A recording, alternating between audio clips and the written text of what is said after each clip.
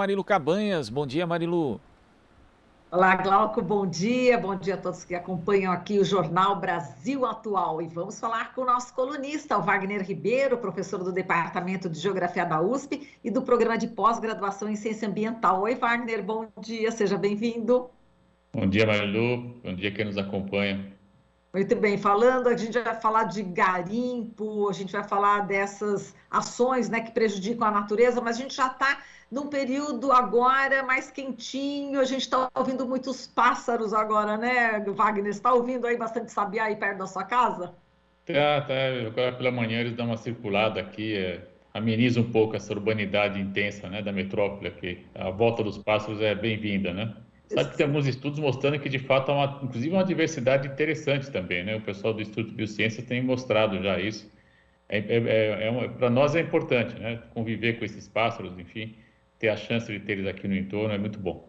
Exatamente, a gente já está sentindo aí esse clima, né? Tentando aí já chegar aí a primavera. Mas vamos lá, Wagner, vamos falar desses pedidos de autorização para garimpo no Amazonas, que dispararam 342% em 2020, na comparação com a média dos 10 anos anteriores. A conclusão é de um estudo realizado pela Operação Amazônia Nativa em parceria com o Conselho Nacional das Populações Extrativistas e a Coordenação das Organizações Indígenas da Amazônia Brasileira, que foi publicado recentemente. Como é que você viu o estudo? Continua bastante preocupante essa questão do garimpo na Amazônia, né, Wagner?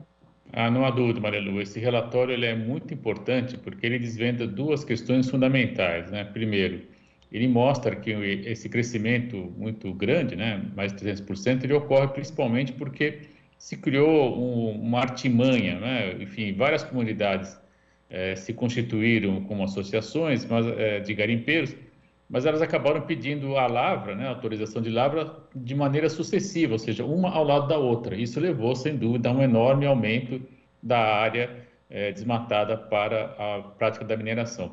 E aí, evidentemente que há aí algumas suspeitas de que esse tipo de ação esteja aí coordenado por grupos maiores, com interesses para além de quem está ali pedindo essa lavra, né?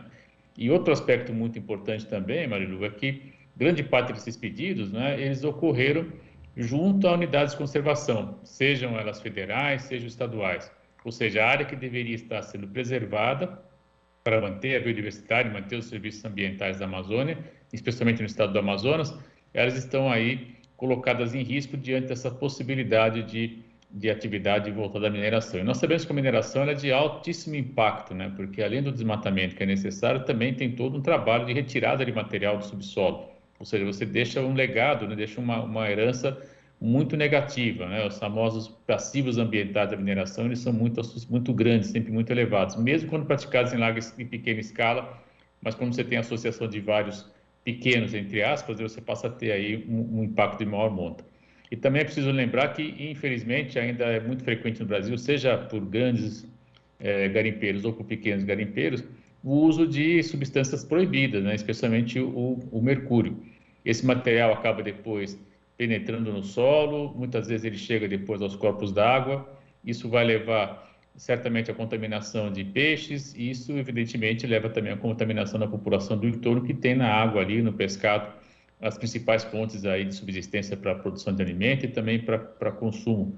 Então a gente acaba tendo uma cadeia de problemas, Marilu, né? Na verdade, a perda da biodiversidade é muito importante, todo esse legado, o buraco, né, que fica no solo também não é menos importante, né? E a gente tem aí outra questão fundamental, que é justamente a contaminação por garimpo. Então, é de fato um modelo, né, que nós precisamos avaliar até que ponto ele traz vantagens, né? E aí, não por acaso, as comunidades originárias estão articuladas nesse documento, porque vem claramente nesse processo uma ameaça ao seu modo de vida. Exato. E elas deveriam ser ouvidas e não estão sendo ouvidas, né, Wagner? Não há dúvida, Marilu, essa é a grande questão, né? Nós sabemos, por exemplo, que existem experiências de mineração envolvendo o próprio Instituto de Geociências, no caso aqui da USP, tem um grupo de pesquisadores que, de alguma maneira, né, mostra que é praticado em menor escala, praticado com maiores cuidados, a mineração pode ser desenvolvida, né? O que nós não assistimos, infelizmente, é esse cuidado, essa cautela, né? Ela acaba ocorrendo de maneira muito rápida, muitas vezes buscando um lucro de curto prazo, com consequências seríssimas aí, como ele estava dizendo há pouco, para a população, principalmente quem está no entorno. Então, não se trata de imediatamente ser contra a mineração, porque afinal de contas nós precisamos de vários minerais, né, para a produção industrial, para a produção agrícola, inclusive, mas é evidentemente necessário ter clareza de que esse modelo ele não é compatível, por exemplo, com o estilo de vida de várias comunidades originárias. Eles devem ser ouvidos porque eles têm que saber o que eles querem que ocorra em suas terras. Essa é a questão central. E, fundamentalmente também, do meu ponto de vista, devia ser terminantemente proibida a prática da mineração nas unidades de conservação, porque ali já há uma política territorial definida claramente pelo Estado, seja na escala federal, seja na escala estadual, de preservação, ou seja, de manutenção dos serviços ecossistêmicos, serviços ambientais, a partir de uma delimitação na qual você não pode ter atividade econômica, inclusive, principalmente a mineração, porque aí sim você vai ter, de fato, um grande impacto, né? Então, esse pacto político que nós estamos vendo, ele está sendo rompido, na verdade, né? Você não tem os povos originários sendo consultados, os órgãos que têm responsabilidade na gestão das unidades de conservação também são praticamente ignorados, enfim, se acaba tendo aí uma mudança de padrão territorial que gera muita preocupação. Exato. E Wagner, bom, está aumentando aí, disparou o número de pedidos de autorização para garimpo, e agora você tocou nesse ponto bastante importante, quer dizer, o tamanho, né, dessa exploração, né? Como você falou, quando você é pequeno, bem controlado, enfim, é necessário, né? Infelizmente. Agora, a extensão da área, a gente está vendo essa pesquisa aqui, é quase 10 vezes o tamanho da cidade de São Paulo, que é enorme. Então, só para ter essa dimensão, né? São praticamente 120,8 mil quilômetros quadrados. Essa área realmente vai impactar certamente a Amazônia, né? Não há dúvida, Marilu. E aí cabe naquela discussão que nós temos que sempre lembrar, né? Qual é o projeto que nós temos de país e qual é o projeto que nós temos para a Amazônia, inclusive envolvendo, evidentemente, as comunidades originárias que ela vive, né? E nós estamos aqui, por exemplo, atualmente sofrendo aí os efeitos no sul-sudeste de pouca chuva, entre outras razões, não é a única, mas é uma das razões fundamentais, justamente o desmatamento agudo da Amazônia, que faz com que chuvas que chegariam com maior facilidade, elas perdem a possibilidade de percorrer, digamos assim, um corredor, né, florestado, onde a umidade ela se mantém mais facilmente. Isso me parece muito óbvio, né? Mas a gente tem que lembrar muitas vezes do óbvio. A professora Ana Marangoni, falecida, infelizmente, de Covid esse ano, sempre dizia, nós temos que falar do óbvio muitas vezes, né? As pessoas esquecem do óbvio. Quer dizer, se você tirar a possibilidade de transmissão dessa chuva, né, ela acaba, de fato, não chegando. E uma das maneiras de você permitir é que ela tenha, de fato, um corredor de umidade, digamos assim, né?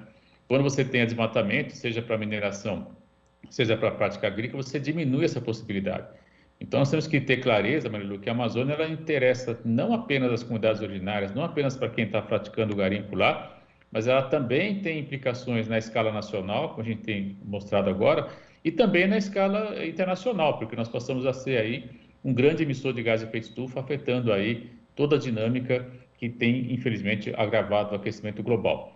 Então, de fato, né, esse modelo de desenvolvimento da Amazônia que está sendo posto lá, que está sendo aplicado, ele primeiro, não está sendo discutido com a sociedade brasileira, está rompendo alguns pactos já constituídos, que é justamente a delimitação de áreas para conservação ambiental, seja federal, seja a estadual e até municipal em alguns casos, mas principalmente também está aí ignorando, né, os interesses das comunidades originárias, que são, do ponto de vista, fundamentais, que nós temos que sempre respeitar. Então, é de fato uma afronta, né, em várias escalas, com consequências diversas também, para todos nós, infelizmente. Exatamente. Falando em mais uma escala, as comunidades científicas estão alertando cada vez mais a questão do meio ambiente e a pandemia. Então, é muito importante também essa preservação, justamente para a gente não ter aí outras pandemias. A gente mal está controlando essa, mas no futuro a gente poderá ter mais ainda, né? Você está lembrando uma questão muito importante, Marilu. Essa semana, um grupo de pesquisadores de destaque soltou um documento, né, justamente fazendo menção de que nós precisamos estar preparados para novas pandemias que certamente virão. E por que o desmatamento ele é, de fato, um fator que pode gerar novas pandemias, né? Fundamentalmente porque a gente passa a diminuir a área de circulação de determinadas espécies, né? Já que eles têm menos área natural para circular. Portanto, o contato com o nosso, né, com a espécie humana, ele aumenta, a possibilidade de contato aumenta. E ao ter contato com espécies que nós não convivíamos com frequência, evidentemente que é possível sim ter contato com vírus que nós até então desconhecíamos, ou pelo menos não estávamos tão expostos a ele. E aí, evidentemente, que isso pode gerar novas pandemias. Então, também tem essa agravante, né? E não por acaso esse grupo lançou esse documento, se me lembra bem, não sei se foi ontem ou segunda-feira, fazendo um esforço, né? Pedindo aí que o mundo se mobilize para que nós tenhamos maior capacidade de respostas rápidas, né? Não demoremos o que estamos enfrentando aí, por exemplo, a situação da pandemia. Nós estamos assistindo aí, do meu ponto de vista, uma irresponsável abertura no estado de São Paulo e isso tudo gera preocupação, porque, de fato, a pandemia não está sob controle, né? O cálculo que nós fizemos em setembro do ano passado, ele ainda está válido, o livro saiu em dezembro, mas o trabalho foi escrito em setembro. Nós não vamos chegar a 1/3 da população mundial vacinada esse ano ainda. Isso é muito preocupante, porque com 2/3 se você fizer uma conta rápida, são 7,5 bilhões, a gente tem praticamente, aí, grosso modo, 5 bilhões de corpos ainda disponíveis para a expansão do vírus, e é natural que ele vá se aperfeiçoar, que ele vá passar por mudanças, porque o que o vírus quer, ele quer sobreviver e quer sobreviver cada vez mais. Então, evidentemente que, naturalmente, ele vai passar por mudanças. E isso pode, inclusive, gerar preocupações seríssimas, né? Que é justamente fazer com que as vacinas que já estão em uso possam não ser mais eficazes.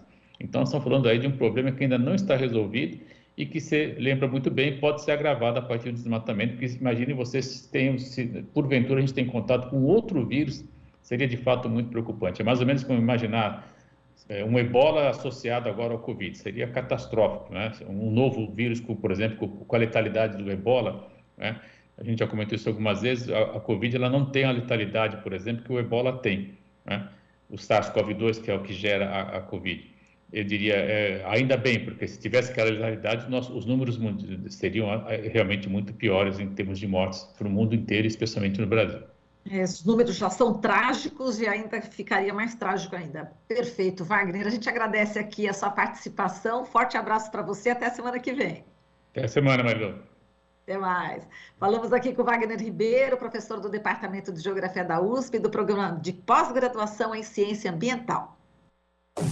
Você está ouvindo Jornal Brasil Atual. As notícias que os outros não dão.